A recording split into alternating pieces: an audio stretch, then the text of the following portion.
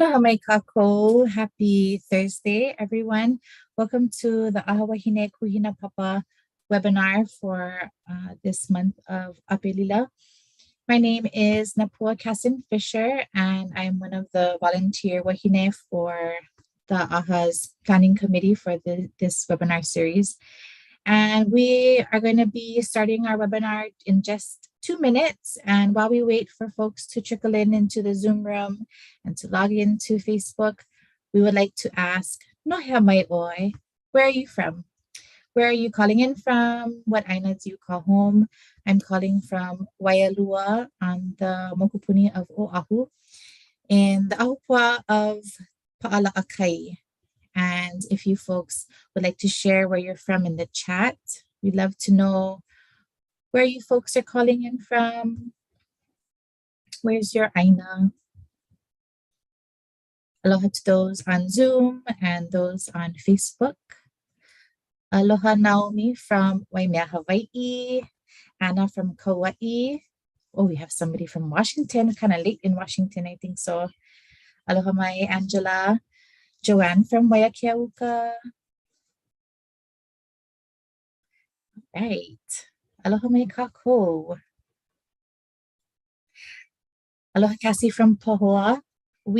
This is our second season of ʻAha Wahine webinar series.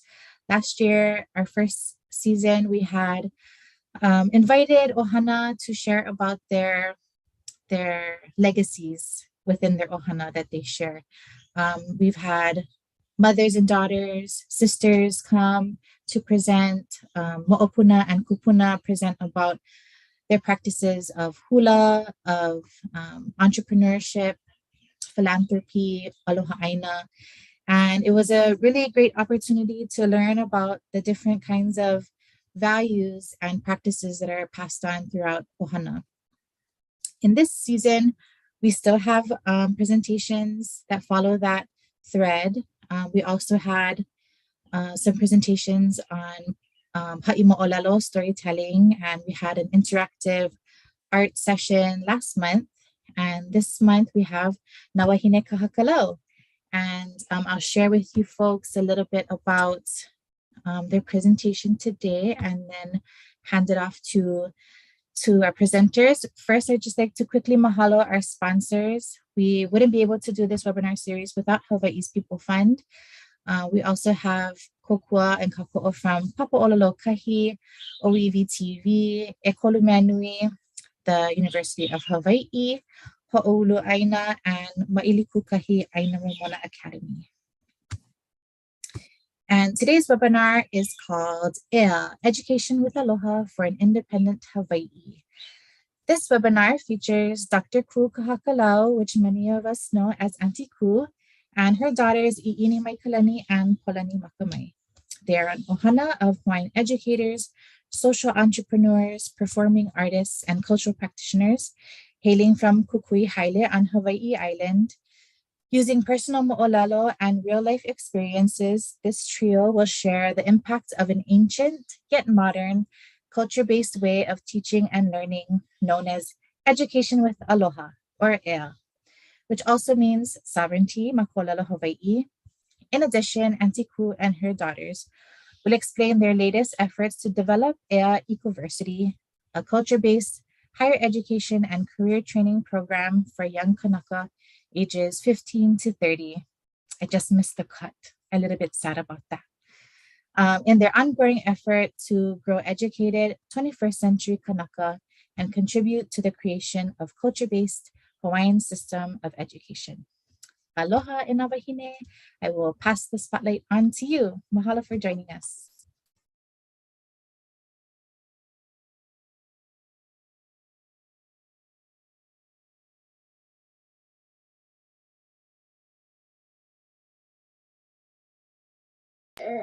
Aloha mai. I'm going to share our screen over here. Everybody can see my ka'i? Can I see? Can I see? Can I see? Aloha mai kako. We are Ka'ohana o Kahakalau. We have our next generation joining us today with our Piko, with our opening protocol. So please bear with us. And once you're pa with Piko, then they're going to Ho'ihia Moi. Okay, makakau e na kiki. Oli ana makakau ai. Aloha e. Aloha e na akua. Aloha e na aumakua. Aloha e na ali'i o Hawaii. Aloha e na kupuna. Aloha e na makua. Aloha e kalehule. Aloha e. You can have E ho mai kai e mai luna mai e. O na mea huna no e au o na mele. E ho mai, e ho mai, e ho mai e a. E ho mai, kai ke mai luna mai e. O na mea huna no e au o na mele. E ho mai, e ho mai, e ho mai e a. E ho mai, kai ke mai luna mai e. O na mea huna no e au o na mele. E ho mai, e ho mai, e ho mai e. Mahalo na keiki. Mahalo. Ahuiho e na keiki. Ahuiho. So we just want to let you know that Paka'i is 3 and Noveo is 2. She just made 2 on Monday. Yeah.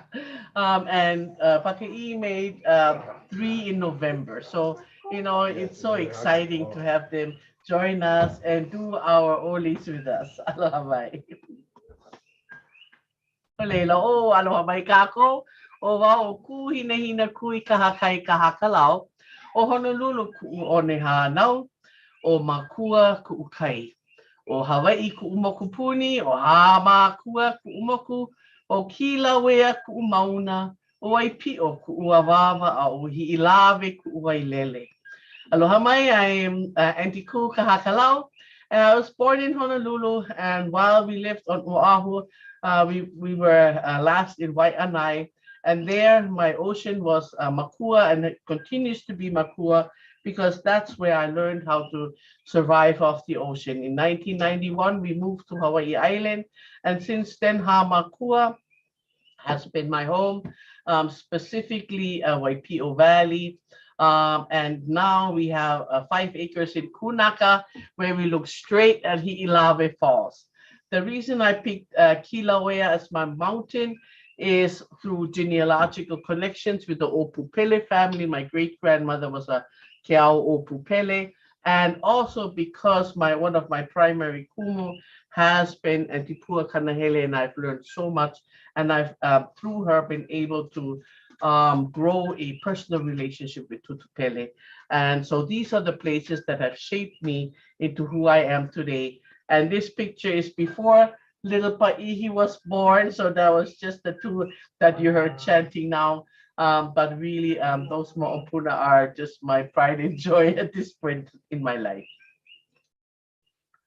I also want to acknowledge, besides the places that have shaped me, some of the kanaka that have shaped me to who I am. And in the center there, you see my dad, Robert Kahakalau, whose dad was William Keahonui Kahakalau, whose dad was Daniela Kikino Kahakalau, and Keao Opupele that I mentioned, and my mom, Frida Schmidt, straight from Germany, and that's kind of where I got my beautiful blue eyes, etc., from.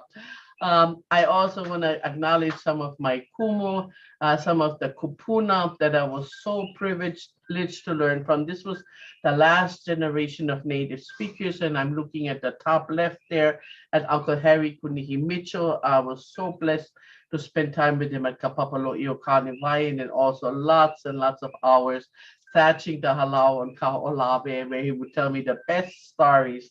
On the right-hand side, you say Aunty Izzy Abbott, who was a limu expert and who I learned so much from about ethnobotany and Hawaiian plants at the University of Hawaii, Manoa. Below her is Aunty Catherine Maunakea, also a native speaker that I'm so indebted to for sharing her ike. Both Uncle Harry and Aunty Catherine were also la'aula pa'au, so lots of that kind of knowledge. On the opposite side of Aunty Catherine is Aunty Pua Kanahele, Kanaka Ole Kanahele, that I've already acknowledged as a main teacher in terms of Hawaiian spirituality and just cultural practices in general. We were very fortunate to learn with her in the early 80s as a group that was called Pōlanimakamae, where we went through the David Malo's Hawaiian Antiquities and really tried to get some of these chants that were hidden in the books, right, to become known again. And that's where we brought out Iku Mau Mau and E Ihuano Luna, Na'au Makua, and many other pule that today are known by many, many people. Below Aunty Pua, you see Uncle Tekuni Blaisdell. Very, very fortunate to have worked with him while I was a student at the Center for Hawaiian Studies. He was the chair at that time. I was working on my master's, and he was just at the medical school. Then he would come to the Hawaiian Studies office in Moore Hall. We only had an office at that time. And the two of us would be there until late at night, just working together. And I would have him, and he would listen to Hawaiian tapes all the time. He grew up during a time, when nobody was speaking Hawaiian. It was really looked at as very poor and bad form and a sign of not being very smart, right, uneducated, etc. And he made it his mission to learn how to ʻōlelo Hawaii just by listening to the tapes of our kupuna. He was also very involved in the early sovereignty movements, and so was Haunani K. Trask, who you see there in the middle. Definitely a very important mentor of myself. She introduced my husband and myself. For that, I will be eternally grateful to her. But she was also a very important member as the next as the next director of the Center for Hawaiian Studies after Uncle Kikuni, and really brilliant, brilliant scholar, and really helped me to look at myself as a scholar and as a researcher. And that also goes for Mililani Trask, who is still a very, very dear friend of mine. And we do lots of fun things together. She was began Kalahui, and we were involved in Kalahui and those early movements. So these are just a very few, and I left out hundreds of people, but just very few people and the kind of background. Oh, and then on the top here, I need to mention Uncle Howard Pe'a, and on the side there is his brother Calais and Uncle Howard's wife. He's been more of a recent mentor in Ho'oponopono for myself, but there have been many, many more people, but these are just a few to give you an idea. I started at Kapiolani Community College. I was a horrible student in high school, very not interested. I don't want to say lazy, I just was not interested. So I flunked the whole 9th grade. I never thought I would go to college. And then when I was 21, my father's disability from a World War II injury got upgraded to where I then was eligible for the GI Bill. And the only reason I started at college was to collect $342. That was it. Then they said after 2 years, in order to get $342 for 2 more years, you have to go to UH Manoa. When I started Kapiolani, I didn't know one single person that went to college. And the same happened when I went to UH Manoa. I never knew anybody who ever went to UH Manoa. It was like a different city, a different place that I didn't feel comfortable, but I went because $342 in 1982 was a lot of money. And so I figured, I'm gonna go for it. So I ended up getting my bachelor's in secondary education in Hawaiian language from UH Manoa, and then also my master's in European languages and literature from there. And then I got accepted into the PhD program in English. No offense to any English majors here, which I didn't really want to do. And the way my life turned out, I didn't have to. We ended up moving to Hawaiʻi Island, and I took a break from the university for a little while until I was sort of forced to enroll in a university because I'd gotten a sabbatical, and that required that I took education courses.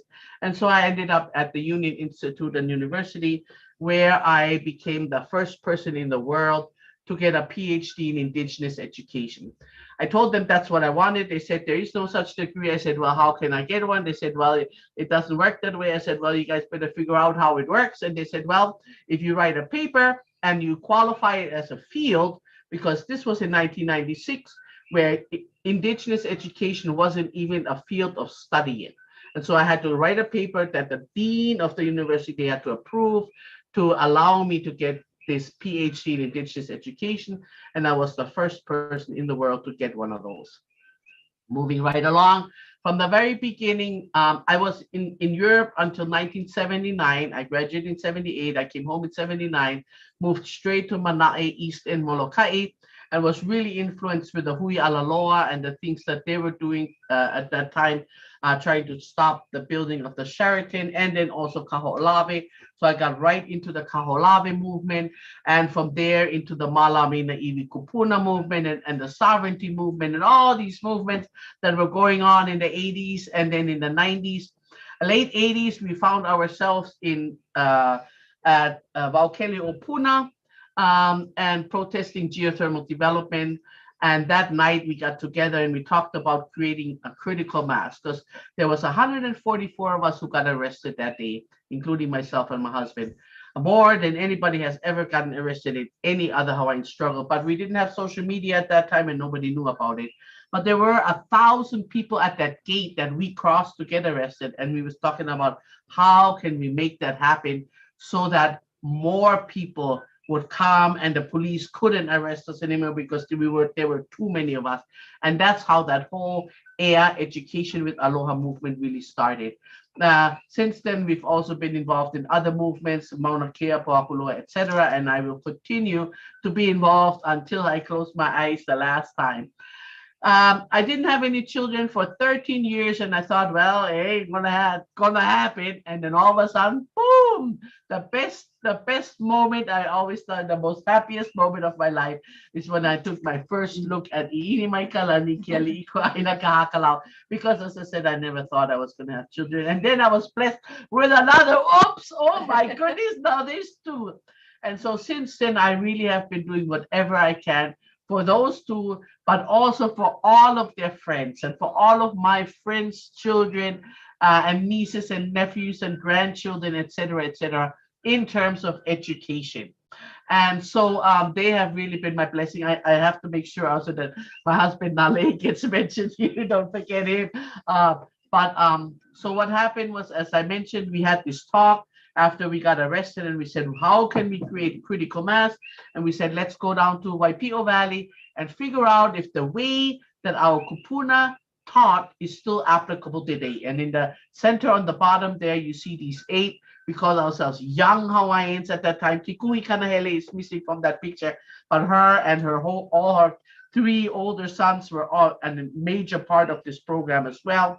And we spent 1 moon cycle in Waipio. And what we learned in that 1 moon cycle was that our kids could learn more Hawaiian language, for example, because I was teaching Hawaiian language at Honoka'a at that time, then I could teach them, and I considered myself a really good teacher, in an entire school year. So what I could do with an entire school year with 45 minutes, ding, ding, ding, next day, ding, ding, ding, kind of thing, in 1 month in Waipio, we could teach them more Hawaiian language. They could produce more Hawaiian language within 1 month when they were immersed in a Hawaiian environment. And really, what we found out was that every single one of the ways that our kupuna educated was still the way that we educate children, Hawaiian children today, and not just Hawaiian children, but really learners of all ages. After a while, it became kind of poho to do that only in the summertime, just then to go back in what we call the belly of the beast, to do something that really wasn't working. Because when I looked at the report cards of my students, they had A's in Hawaiian language, Hawaiian history, Hawaiian studies. That's when they had me. And they had D's and F and everything else. And when I asked them, I said, how can that be? I said, high standards. You guys are winning language competitions like Hakumele statewide. You're doing all this. You're doing a multimedia CD-ROM in about Waipio Valley. This was in 1996. They were doing this stuff. And here you're getting D's and F's. What's up with that? Oh, gave me all these excuses. But what it really was is that the system, this Western system, just wasn't tailored to meet their needs. And so we transitioned and started a Hawaiian Academy, Kanokaina Hawaiian Academy at Honoka'a. And then 3 years later, because at that time, Polani was going to enter kindergarten in 2000, and we had not so well experiences with ʻIʻini going into other Hawaiian language programs where there was a lack of culture and a lack of hands-on exploration and a lack of, kind of ways of teaching and learning that we felt were important. We started Kano'oka'aina in 2000 and sort of became the leaders of the Hawaiian Charter School movement because we were the first of 12, initially 12 Hawaiian focused charter schools that came together under Nale Na'awau. And so what we did is we just again did the same thing we did in Waipio, except now it was an official K to 12 kind of a program. 50% of the time the students spend in the environment, 50% in the classroom, and they were having fun. We did K to 12 groups. People said, you cannot mix kindergarteners and senior boys, Oh, these senior boys took so good care of those little kindergarten girls. If they needed help to be carried to the lua or whatever it was that they needed, it was a wonderful, wonderful experience. And then we were in really putting conditions. We were in shipping containers and tents. Nobody supported us in terms of financially. And it was just really, really difficult. And we only had a 1-year lease on this Manoa Ag Experiment Station at Lalamilo. So we worked with the community. We started fundraising. And eventually we worked with DHHL to get an area at Pu'ukapu Homestead, which is right Mauna Kea side of Kuhio Village, the Hawaiian homestead up in Waimea. And there we started to build Halau Ho'olako, which ended up becoming the first platinum LEED certified educational building in all of Hawaii. And we called this entire complex Kauhale Oiwi or Pu'ukapu because we didn't just want this to be for our preschool to kindergarten. We actually had a 0-5 to 12th grade students, but really for the entire community, a place where they could learn and thrive. Okay, sit down. Aloha mai kākou. O wau o ʻIʻinimaikalani ke aliʻi Wāhine Kahakalau. O Hawaiʻi kuʻumokupuni. O Hamakua kuʻumoku. O Waipio kuʻuawawa. O Hiʻilave kuʻuwailele. O Kanaka kuʻukahawai. O Kohala kuʻumauna. O Mahukona kuʻukai. Aloha mai kākou.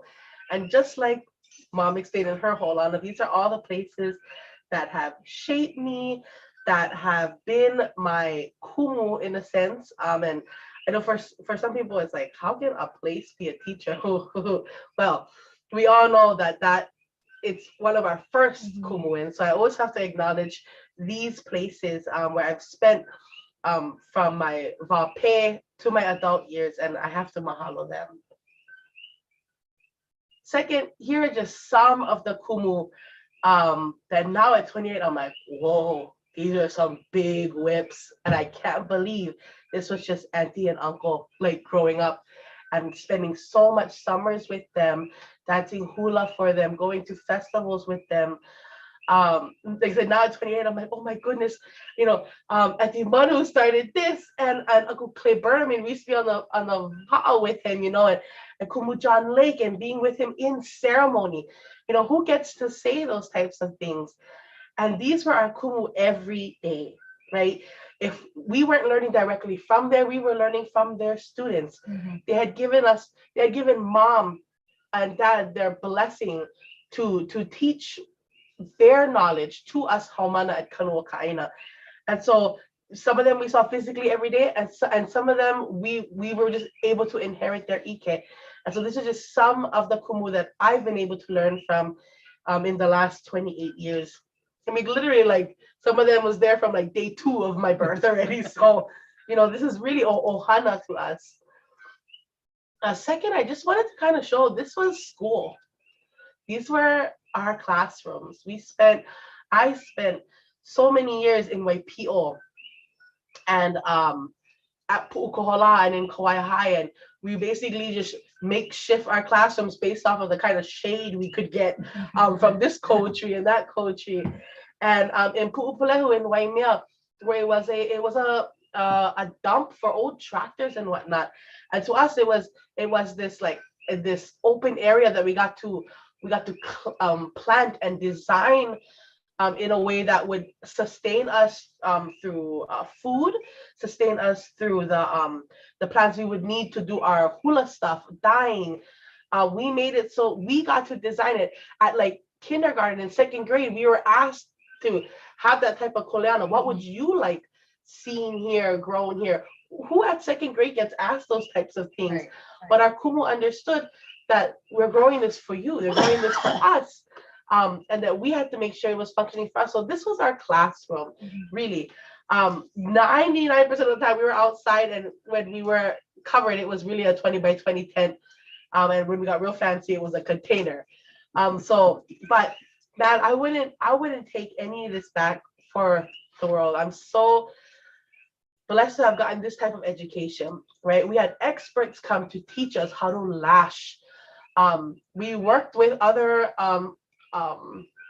ohua on how to do spear throwing. We worked with kumu hula. We're master inu. This was school, okay? And you're thinking, oh, you know, you guys just got to do really fun Hawaiian stuff. No, for example, the imu, right? Our math, our English, our science was all incorporated into this project. It was a very project-based, place-based, culture-based, right? So we had to dig, right? And we had to know the depth and the volume of this imu pit, right? Like there's mathematics because our kupuna were so smart, they knew all of this already. And how much of what are we going to need? Pohaku and ki and maia. So this was all applied education that we thought was totally normal. Like this is what everybody else was doing in school as well.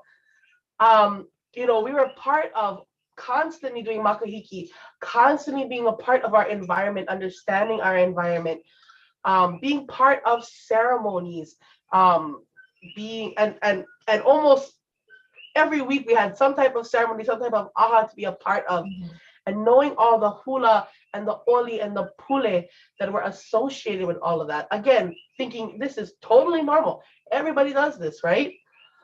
Another huge part is that there was so much, like Mom talked about, the intergenerational education, right? And so you're thinking, oh, the senior knows so much, and so it's supposed to be teaching the keiki, and that's one way. But we as seniors learn so much from our keiki and from the babies, and it was constantly, you know, a lot of times we have like older brothers and sisters, and we have younger brothers and sisters, and to this day, even though we've gone kind of our own separate ways, when we see each other, it's like time never passed. And so people ask like, oh, what class were you in? And I was like, well, technically I'm 2011, but I'm really close with people 5 years younger than me and 5 years older than me. And we're considered just one big ohana. We never really understood what this like concept of 8th grade, 9th grade, you know, the classes and whatnot. And that was a huge part of our upbringing. For us being in Waipio, me and my sister were part of a historic stream study where we got to actually live in Waipio every other week for the entire week. And in Waipio, we'd have cultural weeks and scientific weeks. And so during our cultural weeks, you know, we really focused on the sustainability. We were able to feed ourselves off of $1 a day. The rest we all grew, we made ourselves. We traveled so much to so many other Hawaiian focused charter schools to other farms to like Waipa that we could learn from that was doing the same thing. And also again, all applied math. So when we would break down lo'i, we had to do the metric, the US customary, and the Hawaiian measurements on how do we turn this huge lo'i into 6 equal lo'is, not forgetting the 4 feet kuauna, right? This is all like, we're not just cruising, playing in the mud, but this was so much fun, and it got us to really learn what kind of careers we wanted to go in already, and how we knew it was that it wasn't just like for the dummies. Like this kind of work is for as smart as our kupuna. So on top of the science part, on top of the cultural weeks, we also had our scientific weeks. So we were in Waipi'o working with Bishop Museum scientists, collecting historic data. This was the first time in Hawaii ever that 100% of the water has been restored to its natural habitat. And so we were the ones collecting the baseline data. These were 5th to 8th grade students that were collecting, looking at turbidity and dissolved oxygen, the flow, the profile of the stream. And we did all of that. And our data is used till this day to for things that haven't been found before, like bugs that they thought they were extinct, and to also prove to other places in Hawaii and around the world why 100% of the stream should be returned. And through that, we these are horrible pictures of me. I'm so sorry. I'm so sad. But we were able to, we understood what we were doing at the same time. It wasn't like, oh, we're holding the stick thing and removing it and we're waiting to see this line. We understood what we were doing, and we were able to actually come up with scientific projects where every year since the 5th grade, I've gone to the district and to the state science fair, where this information can be used. And that's one thing we're always taught, is that the information is not just for you to hold on to, but it's to also share to make things better. And so I ended up graduating from Kanaka in 2011 with the Chancellor Scholarship and going to UH, and I was so excited. But then I went from a classroom like this to a classroom like this, and it was totally a culture shock for me. It was a little backwards because I had gone from the applied education part and then started learning about the theoretical and the hypothetical. And that was, to me, I should be doing it. And then that way I can understand why I'm learning these things, right? It's because I'm doing it by hand. It's so Hawaiian. It was a little too systemic for me. It was a little too boxy for me. And there was only one way, which I was not used to at all. And so I ended up creating my own major, which was Soul Kanu. I was like, everyone was like, oh, you so made your own thing. But that's what we did at Kanu. We made our own thing to make sure that it would work for us, but it would also be helpful to everyone else. And so I ended up getting a bachelor's in liberal studies. And it's a combination of computer science, business e-commerce, and Hawaiian languages studies, because these were the fields that I was interested in. And these were the fields that nobody else was really working on, how to combine computer science and Hawaiian and making it understanding in a business platform. I also was able to get a minor in Hawaiian studies and certificates in computer application and whatnot. But we were raised to design our own education. And I took that literally when I did my undergrad, and it's led to where I am today, which I'm so grateful. So thank you, Mommy. I think they said it all. I think we're good. But I'll just take a little time to introduce who I am. Aloha mai kako. O wau no o Pōlanimakamae ka oako kalani kahakalau kalima. O Hawaiʻi kuʻumokupuni, o hama kua kuʻumoku, o hilo kuʻuane hanau, o Waipi'o kuʻuawāwa, o hiʻilawe kuʻuwailele, o mauna kea kuʻumauna, a o waiʻolena kuʻukai. Aloha mai kako. So my sister basically summed up our entire childhood, upbringing, where we first got educated. So these are just a few pictures I wanted to share myself. The same kumus ʻiʻini had was exactly my kumus. That slide she showed, as well as the environment. The environment plays such a huge role in shaping us into who we are and wherever we end up going. I've had wonderful opportunities from going down to Waipi'o and, like similar to ʻiʻini, going to the district and state science fair at the grade of 5th grade and doing projects that no one has even heard of. doing cultural practices such as dyeing our own ʻahu or clothing, making leis, hula practicing, you know, going to Molokaʻi, winning ano koa kiʻekiʻe, the Hawaiian decathlete for high school, was such a great opportunity and helped shape me and prepare me for going into my higher education. I was very fortunate to be the first graduate from Kanuokaʻaina to earn 2 scholarships from Kanuokaʻaina. And also I was the first graduating class, K through 12. So I'm pretty famous, but not really. But there was 3 of us all together that stuck through K through 12, and we've seen the change in Kanu from day 1. Until this day, it continues to change. But I have to say that the kumus that Ini shared, the environment, my own makua, and Kanuokaʻaina really helped rear me into where my future is today. So shortly after graduating Kanuokaʻaina, I honestly wanted to be a wolfer. I just wanted to go and garden around the world. And my mom says, yeah, you can't do that. You still need to go to school. So I said, okay. So I applied to Hawaiʻi Community College, and that was the best thing I ever done. So thank you, Mom, for pushing me to continue my education.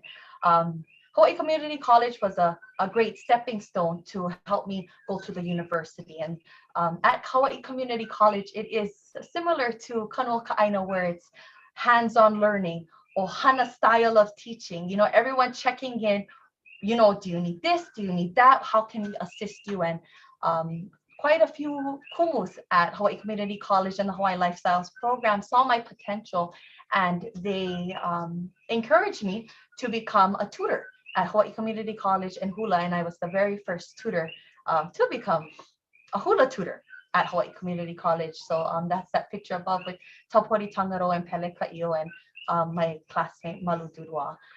Through Hawaiʻi Community College, I was able to travel to numerous places such as Montana and Japan.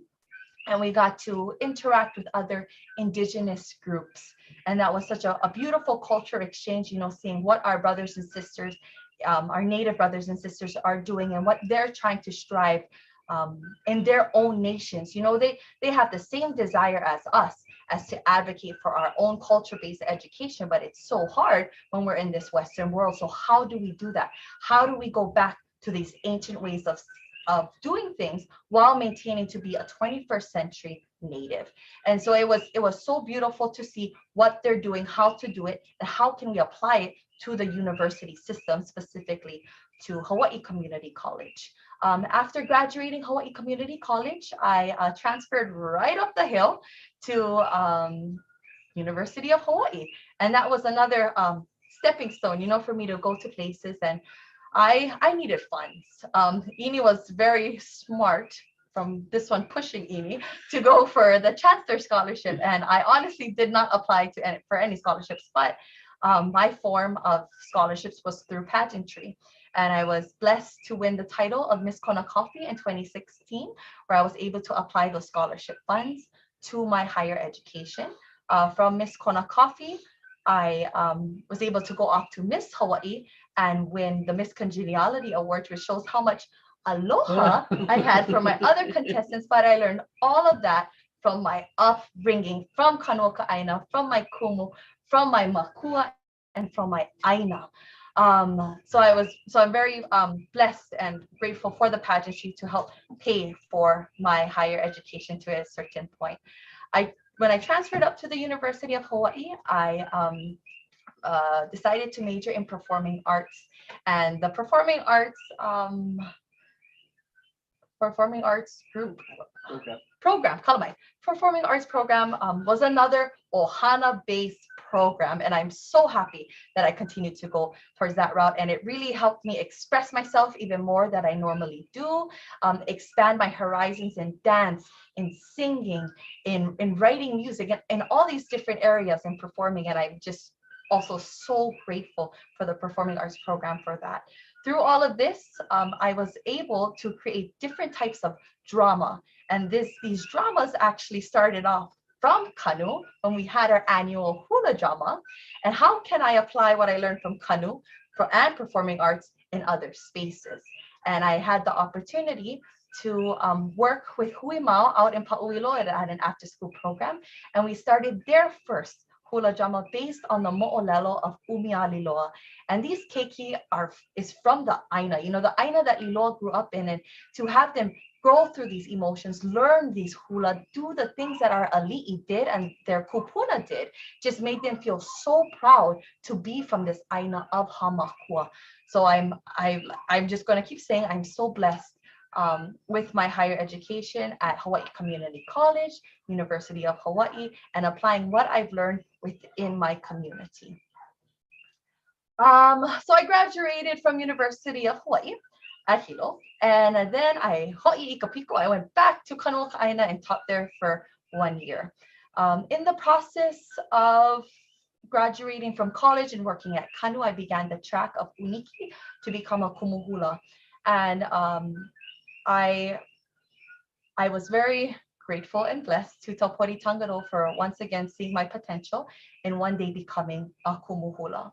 And through hula and through everything, I was able to meet my other half, No'eau Kalima, which you see in numerous of the photos in this slide. But I Uniki in 2019, and those are all my hula brothers and sisters. And through this process of hula, it really unshelled me in a way. And so in the photo right below with my Uniki brothers and sisters is my first performance at Mary Monarch that we got to sing for Aunty Sissy Ka'io. And I was blessed by my kumu. They said, yes, go sing, it'll only make you more comfortable, as a kumu, potential kumu, as to do things in the future and to just really immerse in your own culture in different areas. So this is just my different hula over the years. Through Uno Kupu Kupu, we were able to kokua assist at Halawa Ola, which was a wonderful conference back in 2018. And through the journey of Uniki, I was actually hapai with both of my keiki, my hiapo, Paka'i, and my second child, Noveo. And it's not easy going through Uniki hapai with two keiki, and I could not thank my kane and my hula brothers and sisters for helping me, through the journey, and the things that I was not able to do, they were able to do that. So it really shows the aloha kekahi ikekahi.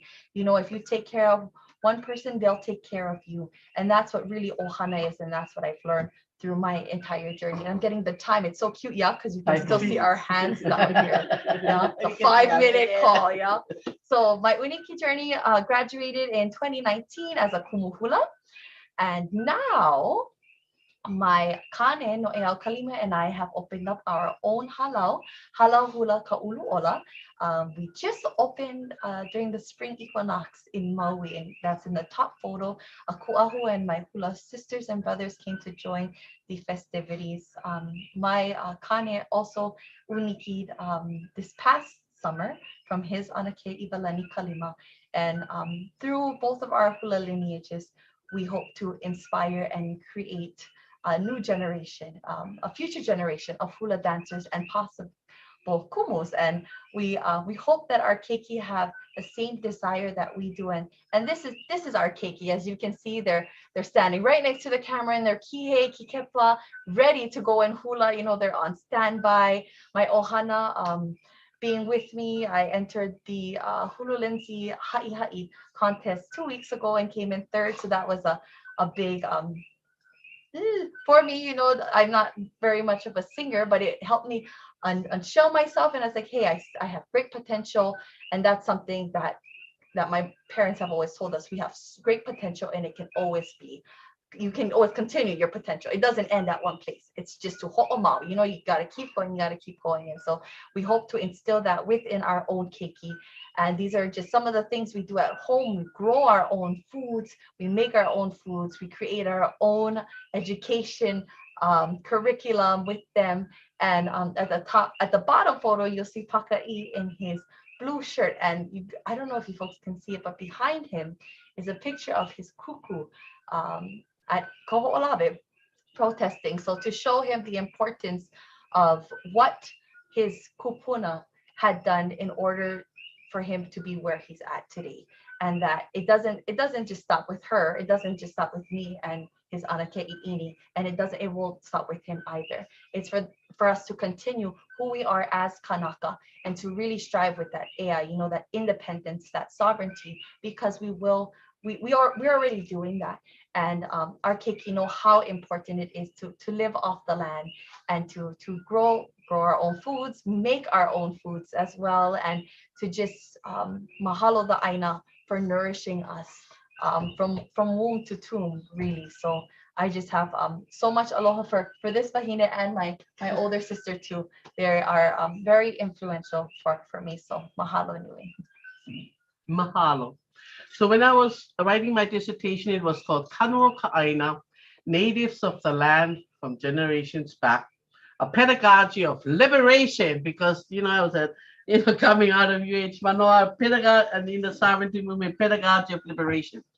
And when we asked our students at Kanua Ka'aina, what's different about this school? How come you're coming to school now when you had 100-something absences the year before? How come you're not failing anymore when you had a 0.34 the year before? How come you don't have to go to the office anymore when you had so many infractions and suspension, etc.?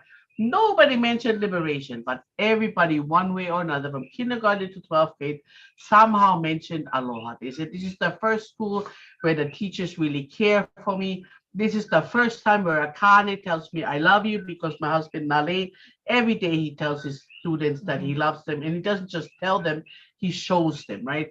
And so after a while, I was looking at this whole liberation and thing, and said, forget about the liberation. It's about aloha. That's what it's about. And so I wrote about the pedagogy of aloha. I started to present about it, talk about it. But the word pedagogy is kind of a hard word, and not everybody knows about it. We said, okay, let's simplify that. Let's call it education with aloha. And that ended up being EA for short, which is right back to sovereignty and independence. So you see how things work in a mysterious way. And I really have to say my whole life has been divinely guided in that way. So here we are doing education with aloha and talking story about it. I've been doing that for many years already. But in 2010, I left Kanua Ka'aina because we were more successful than we ever thought we could ever be. And yet we were not getting the support that our children deserved. It wasn't about supporting me or supporting, the teachers or the parents. It was about supporting the children. And neither the state of Hawaii nor any other Hawaiian organization supported us at the level that we deserve. Our children deserve to be supported. And so I said, forget all of this. Forget all you guys. We don't need to. That's been my attitude, right? We're going to start our own thing, and we're going to become self-sustaining, because in 1997, the Federal Hawaiian Education Council had recommended to Congress that we should create a system of education that's community-based, family-oriented, and culturally driven. They forgot the sustainable part, because what we found out, what we learned the hard way was, unless we're sustainable, we can't do the other three things. And so we said, let's start our own social enterprise, for profit, never mind all this nonprofit groveling for grants, la, la, la, la, la. Let's start our own social enterprise, and let's make money that we're going to put right into our movement and into our programs and empower our people. And so we created Kua Kanaka, probably the first that we know of Native Hawaiian controlled and operated social enterprise in 2015. And this is ʻIʻini and myself as the co-owners. Polani was still in La La Land doing her own thing, having babies. So we didn't include, like we asked, but she wasn't really ready yet. So we said, that's all right, when you're ready.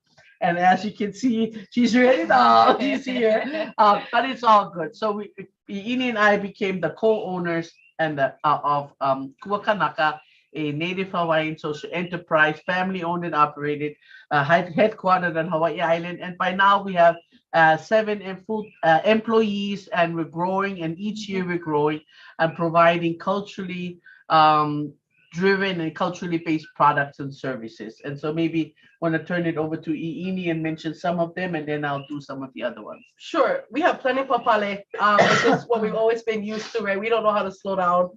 And so some of the stuff I malama is kapapalo'i o Keli Ikuaina, which is our 5-acre farm in Waipio. It's also our outdoor learning lab.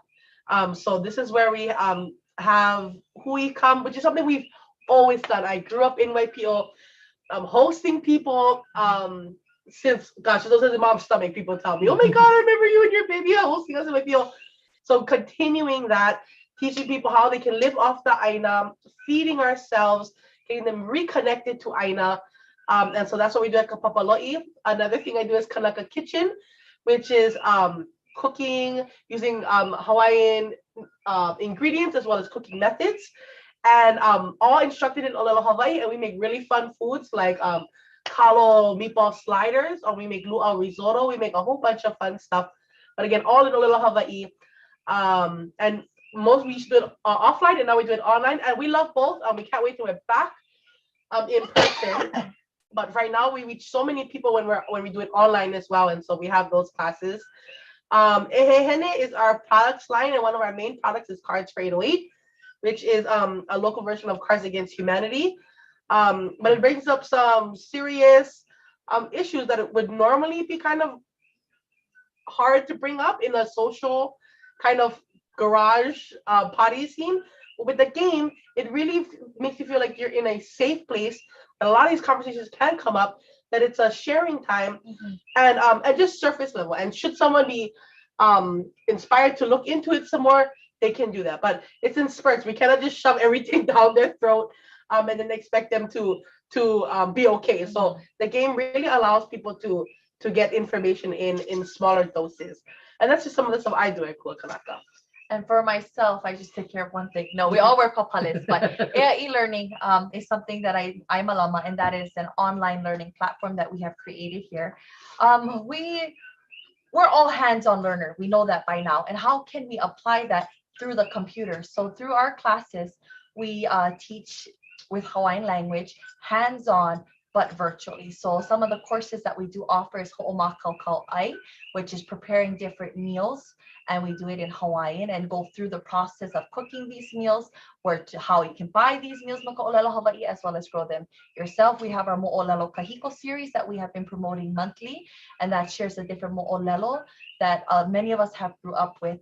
And we also have Hawaiian language courses that talks about taking care of the household, learning all these different terms and vocabulary words, as well as taking care of outside of the house. And we have numerous more classes coming your folks' way very shortly, hopefully by summer, as well as in the fall. And we also provide entrepreneurship courses as well, and to prepare individuals for their careers in the future.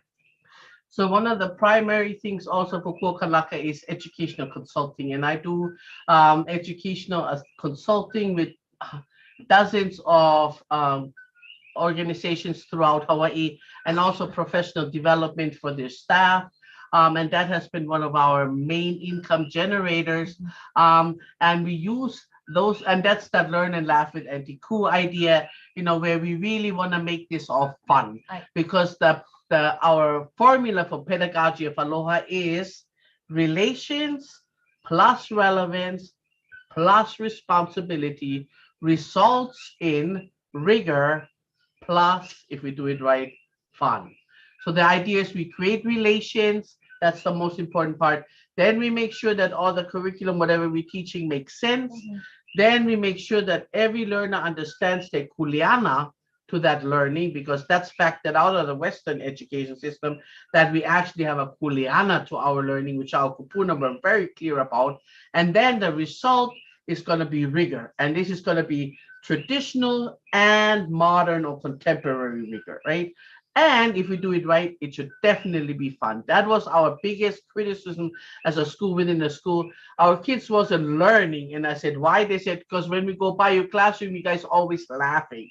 That was the problem we had. So we are doing this learning and laughing with Aunty Kū through educational consulting and providing professional development for Hawaiian organizations. And all of our profits go to EA Ecoversity, and we'll talk about that a little bit more in the next slide. So In 2015, ʻIʻini and I traveled to Portugal for the first International Ecoversities gathering, and we've been to every gathering except the latest one in Egypt this past March, because I was still taking care of my breast cancer issues. Ecoversities are basically universities, but they have this concept of Aloha Aina built into it, meaning that every single person who goes into higher education should learn how to mālama the Aina, because if they don't, there will be nothing left to take care of. And so we started EA Ecoversity in 2020 amidst COVID, worst time to start it, but we said, let's go for it. And it's for Hawaiian youth ages 15 to 30 seeking post-secondary micro-credentials in Kumu Pa'a, Oloapono, Mahi'ai, and Aloha Aina. And then our next upcoming course that we would like to invite you, those who are Native Hawaiian ages 15 to 30, to join us is a Kanaka Solopreneurship training, which will run from June to November. It's very flexible. It's for young Hawaiians interested in becoming solopreneurs, which means a business, but no employees yet. And we will be teaching it along with many other Hawaiian business experts. And basically, in addition to the course, we will have one person being able to get a scholarship, full paid 6 months scholarship to start their own business.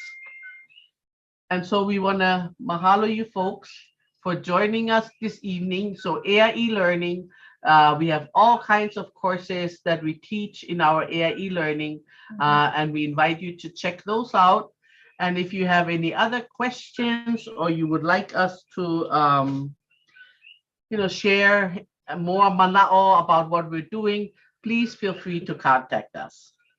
Yeah, there was a lot of information, but if you have any questions, please, that's all of our information right there. And if you want to know anything about the stuff that we're doing, all the classes and whatnot, the best place to follow us is on our Instagram and Facebook, because we post all of our upcoming classes for that. So we would like to end with our oli, and then if there's questions, we'll be happy to answer those. Mahalo e ie, mahalo e ka lehu lehu, mahalo e nā makua, mahalo e nā kupuna, mahalo e nā ali'i o Hawai'i, mahalo e nā au makua, mahalo e nā akua, mahalo e ie. Mahalo. Mahalo nui. That 1 hour just really flew by.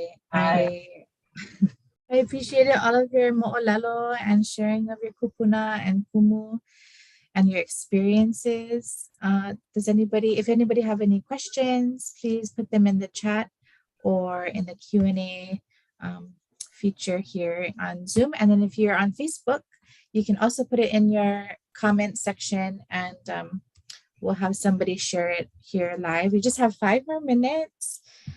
So please share. One question is, do you have ʻŌlelo Hawaii classes for beginners?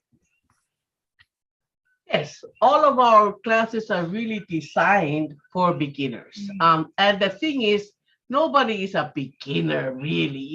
I created a Hawaiian language proficiency scale, and nobody is a 0. I will put money down that nobody in this room here is a 0. And you're not even a 1. Chances are you're a 2. And at 3, you can hold a basic conversation. So we're targeting the 2s to get them to 3. That's what we're doing. 2s going to 3, where you are, as I said, ma kau kau, which means you're ready to hold a simple conversation in Hawaiian. So we just started our next ma kau kau I class a couple of weeks ago, and we'll have a new one starting in, I forget, like June or something like that. So stay on our Facebook. And so we had a ho'oma kau kau ulu, a ho'oma kau kau kalo, and then ho'oma kau kau wala. And you will learn through cooking and ʻŌlelo Hawaii, how to make simple sentences in Hawaiian. And within 6 weeks, these classes are only 6 weeks. After 6 weeks, and we're getting to that ho'iki in 2 weeks, our learners are able to do their ho'olauna in Hawaiian. They can do their aloha eye, their oli in Hawaiian. They can do the steps on how to make a recipe of whichever food that we're cooking.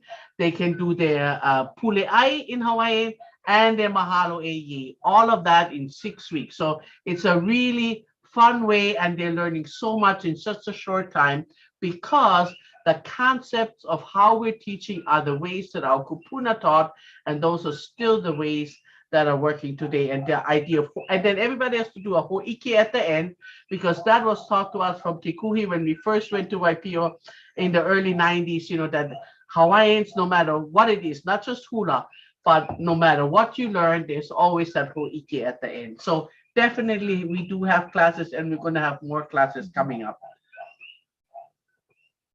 And also our mo'olelo kahiko is a bilingual bilingual webinars.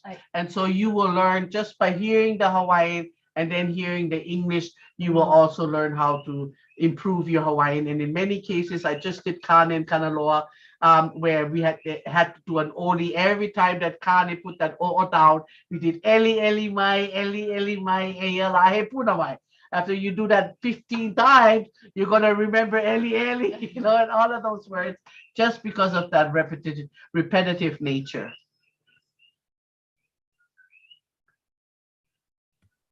I was wondering if you folks are gonna have any more plays, reenactments, those kind shows anytime soon. We hope to have in the near future. We did do Kalemaile Ali'i, the Queens virtually, the Queens women, and we hope to do something similar up in January, or perhaps something during the Kauvela during the summertime.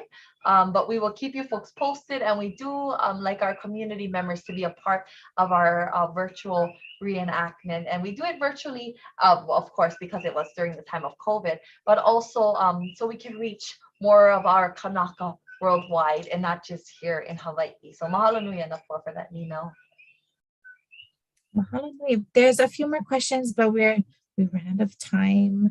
There was a question about just sharing a little bit more about social enterprise and why you chose that format, and what makes a Hawaiian in your opinion, and Puana Ike. Maybe you guys like choose one, and then we can close up. So please, if you have more questions, feel free to email us and contact us, and we'll be happy to answer any questions. But our company is called Kanaka, right? Which means literally to stand as a Hawaiian, but it means to live like a Hawaiian and to be a Hawaiian. And what that basically means is, you know, that whatever we can learn about the iki kupuna, that we learn it and that we practice it, right? That we understand our kuleana to ho'omau, to keep on going, to kuli'e kanu'u, and to be the best we can be. I think all of that to us means being Hawaiian. Mahalo nui. And yes, we will, the recording of this webinar will be posted on our website after Rapau today, this evening. And let's see, just a few slides to share real quick. Next month, we have 3 generations for our presentation. We have Dr. Jamie Miller, her daughter Kalei Aloha, and then her daughter Aubrey, and they're going to be sharing about their nonprofit, their organization Ekolumenui, and talking about transforming Hawaii's justice system through Native Hawaiian cultural practices and values, sharing their experiences in the justice system and how they formed this organization to help other kanaka and ohana. And you guys know probably we have a Facebook and Instagram and our website. Please follow us for more updates, and also the recordings are on our Facebook as well. And so mahalo nui everyone for joining. Mahalo Aunty Kū, I'ini and Polani and Ora Keiki and Ohana that helped you folks get us here. And we folks will be getting an evaluation as well after the ending of this webinar. If you folks can fill that out, we'd greatly appreciate it. And have a great evening. Mahalo nui. Mahalo. Mahalo nui.